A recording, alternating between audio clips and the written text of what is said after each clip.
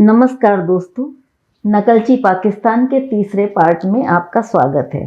दोस्तों, पिछले वीडियो में मैंने फिल्म जागृति का जिक्र किया था, जिसे पाकिस्तान ने शुरू से आखिर तक फ्रेम बाय फ्रेम हूबहू नकल किया था। आज मैं आपको फिल्म छूमंतर की कहानी सुनाने वाली हूँ। इस फिल्म को भी फ्रेम बाय फ्रेम पाकिस्तान ने ढांपा था। इस बार गनीमत रही कि गाने उनके ओरिजिनल थे। दोनों फिल्में स्क्रीन पर साथ साथ चलेंगी। आप खुद ही देख लीजिए कि कितनी बेशर्मी से इस पिक्चर को ढांपा गया है। लेकिन दोस्तों, पहले एक गुजारिश कि अगर आपने अब तक हमारे चैनल को सब्सक्राइब नहीं किया है तो प्लीज़ सब्सक्राइब बटन पर क्लिक करें और बेल आइकॉन पर क्लिक करना मत भूलिएगा, ताकि हमारे वीडियोस की जानकारी आपको मिलती रहे। 1956 में आई इस दूसरी इंडियन फिल्म का नाम था छूमंतर, और पाकिस्तान में भी इस फिल्म को इसी नाम से 1958 में बनाया गया था। इस इंडियन फिल्म छूमंतर की स्क्रिप्ट को पंजाबी में ट्रांसलेट किया गया था और दोनों फिल्मों में कोई फ़र्क नहीं था। तो दोस्तों, फिल्म की कहानी ये है कि बैजू एक कामचोर और ढीठ व्यक्ति है। वो गाने बजाने में माहिर है और बहुत अच्छा लठैत है, इसलिए लड़कियां उस पर फिदा रहती हैं और इस बात से गांव वाले खफा रहते हैं। गांव वाले अक्सर बैजू को पीट दिया करते हैं और बेहोशी की हालत में घर छोड़ जाते हैं। बैजू दिल का अच्छा है, किसी पर मुसीबत पड़े तो उसकी मदद भी करता है, मगर गांव वालों को वो फूटी आंखों नहीं सुहाता। जब वो किसी तरह नहीं सुधरता तो गांव वाले पंचायत बुलाते हैं और पंचायत बैजू को गांव से निकल जाने का हुक्म देती है।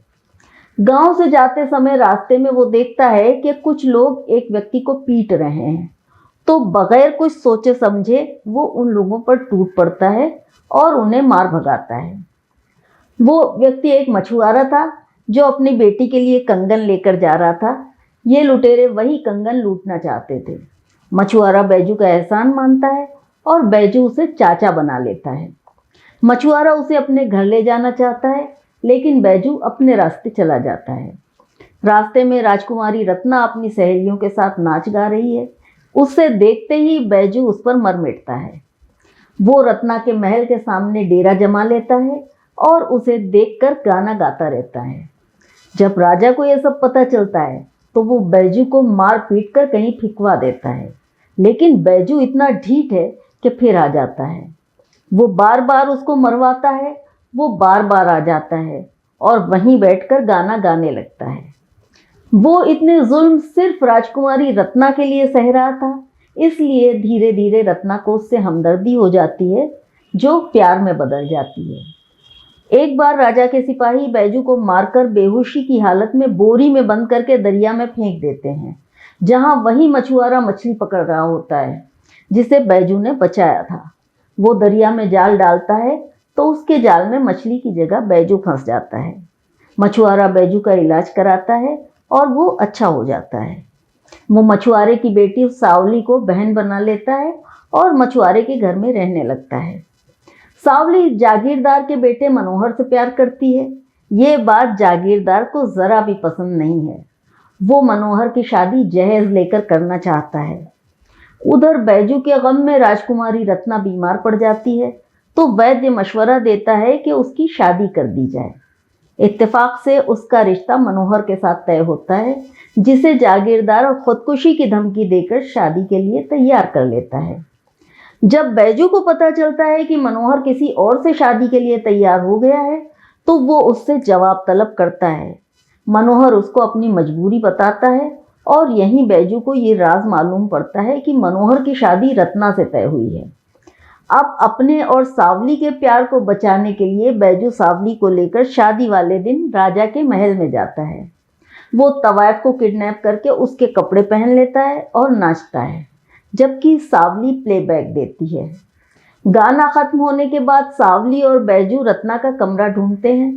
बैजू औरत बना है, इसलिए वहां जाने से उसे कोई नहीं रोकता, बल्कि वो महारानी बनकर रत्नावली से अकेले में बात करने के बहाने सारी औरतों को वहां से बाहर निकाल देता है। रत्ना को जब पता चलता है कि बैजू जिंदा है तो वो खुश हो जाती है। बैजू सावली और रत्ना के कपड़ों की अदला बदली करा देता है और रत्ना को लेकर भाग जाता है, जबकि सावली दुल्हन बनकर घूंघट निकालकर बैठ जाती है ताकि उसकी शादी मनोहर से हो जाए। मगर मंडप में रत्ना का घूंघट खुल जाता है और सबको असलियत मालूम पड़ जाती है। राजा के आदमी बैजू और रत्ना को पकड़ लाते हैं। बैजू राजा से बहस करता है तो राजा उसके सामने शर्त रखता है कि अगर उसे रत्ना से शादी करनी है तो उसे 3 महीने में 10 लाख रुपए कमाकर लाने पड़ेंगे। अगर वो रुपया ना ला पाया तो उसे फांसी पर चढ़ा दिया जाएगा।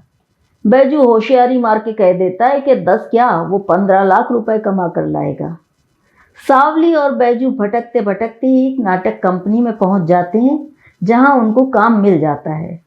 तरक्की करते करते आखिरकार वो रोज़ का 5,000 रुपया कमाने लगते हैं। हालांकि अभी वो 15 लाख रुपए की अपनी मंजिल से बहुत दूर हैं और दिन तेज़ी से बीतते जा रहे हैं। तभी उन्हें एक गुंडा मिलता है जो सावली को खरीदना चाहता है, लेकिन बैजू उसे मारकर भगा देता है। इस मारपीट में उस बदमाश का लॉकेट गिर जाता है जिस पर छू मंतर लिखा है। बैजू उसे कमरे में एक तरफ फेंक देता है। दूसरे दिन सावली किडनैप हो जाती है। बैजू उसे तलाश करते करते एक जगह पहुंचता है, जहां वो देखता है कि लोग वैसा ही लॉकेट दिखाकर और छू मंतर बोलकर अंदर जा रहे होते हैं। बैजू समझ जाता है कि छू मंतर कोई कोड है और वो लॉकेट अंदर जाने का टिकट, और वो ये भी समझ जाता है कि हो न हो सावली यही होगी। वो लॉकेट को ढूंढता है और उसे दिखाकर अंदर घुस जाता है। वहां उसे सावली मिल जाती है, साथ ही एक अलमारी में रखे ढेरों रुपए भी मिल जाते हैं। उनके पास बस कुछ ही घंटों का वक्त बचा है। वो एक टैक्सी वाले को दुगना किराया देकर उसे वक्त पर पहुंचाने के लिए मना लेता है। रास्ते में जागीरदार और दीवान के आदमी उनको रोकने की कोशिश करते हैं तो बैजू पैसे उड़ा देता है। वो लोग पैसे लूटने लगते हैं और ये निकल जाते हैं। वो लोग राजा के यहाँ जाकर ये पैसे दे देते हैं तो राजा खुश हो जाता है और शादी की तैयारी करने लगता है। लेकिन उनके पीछे पीछे गुंडे भी वहां आ पहुंचते हैं। इधर पुलिस को बैजू के उड़ाए नोटों की खबर मिलती है। जांच करने पर पता चलता है कि वो सारे नोट नकली थे। दरअसल वो गुंडे इनामी बदमाश थे। पुलिस बैजू को ढूंढते ढूंढते महल में पहुंचती है तो उसे बदमाश मिल जाते हैं।